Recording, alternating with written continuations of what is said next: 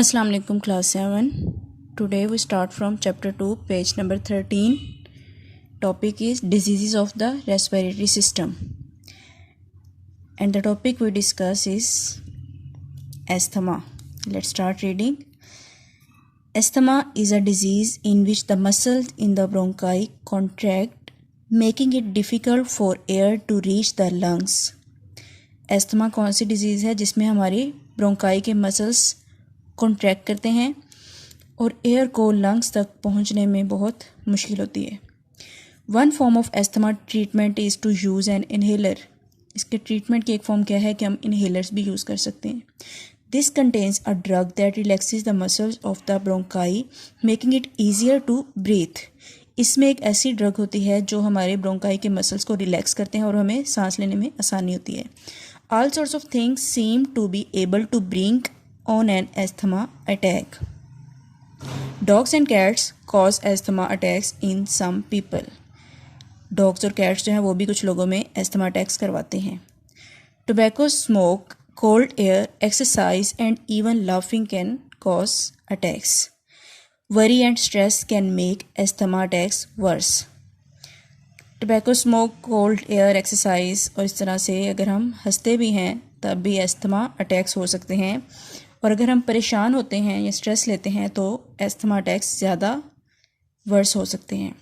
Really bad attacks which force people to go into hospital often happen after virus infection of the nose और chest. बहुत ज़्यादा जो bad attack होता है वो कब होता है जब वायरस इन्फेक्शन होता है नोज़ या चेस्ट में। Some people get asthma from dust और फ्यूम्स एट वर्क। कुछ लोग अपने जो काम की जगहों पर डस्ट या धुएं की वजह से भी उन्हें एस्थमा अटैक हो सकता है। However there is no strong evidence to link asthma to air pollution. लेकिन हम ये नहीं कह सकते कोई इसका बहुत ज़्यादा एविडेंस हमारे पास नहीं है कि ये सिर्फ एयर पोल्यूशन से ही होता है। Of course other things help to decide whether you get asthma in the first place, not just one attack but the disease as a whole. You can inherit the tendency to develop asthma from one or both of your parents. आप इसको inherit भी कर सकते हैं, means आपको ये अपने parents में से किसी एक या दोनों में से भी विरासत में भी मिल सकता है asthma. Next students we discuss exercise question number 9. Here is a model of the chest and lungs. This model is often used to show how we breathe in and out. एक मॉडल दिखाया गया है कि हमारे lungs किस तरह से काम करते हैं। सिमिलर उसी तरह से ये दिखाता है कि हम किस तरह से ब्रीथिंग यानी सांस अंदर लेते हैं या सांस बाहर कैसे निकालते हैं। There are some parts. Part 1, what parts of the human body do the bell jar? Tubing, balloons and rubber sheets represent. ये जो पार्ट्स उन्होंने बताए हैं ये किस चीज़ को रिप्रेजेंट कर रहे हैं? Answer is the bell jar represents the chest and ribs.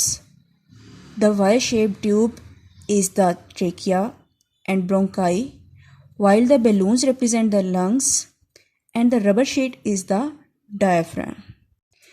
Next part 2. What will happen to the balloons when the rubber sheet is pulled down and then pushed up? balloons के साथ क्या होगा जब हम rubber sheet को नीचे और फिर ऊपर करेंगे? When rubber sheet is pulled down, the balloons inflate with air slightly. When the rubber sheet is pushed up, the balloons empty of air. जब हम नीचे करेंगे तो उसमें क्या होगी? एयर फिल हो जाएगी और जब ऊपर करेंगे रबर शीट को तो balloons क्या हो जाएगी? empty. Next part 3. What changes take place to the air pressure inside the bell jar when the rubber sheet is pulled down and then pushed up? क्या चेंजेस होते हैं एयर प्रेशर में? Bell jar के अंदर air pressure पर क्या उसमें changes आते हैं जब हम रबर शीट को नीचे या फिर ऊपर करते हैं push? When the rubber sheet is pulled down, the same amount of air is in a larger space, therefore the air pressure is lower.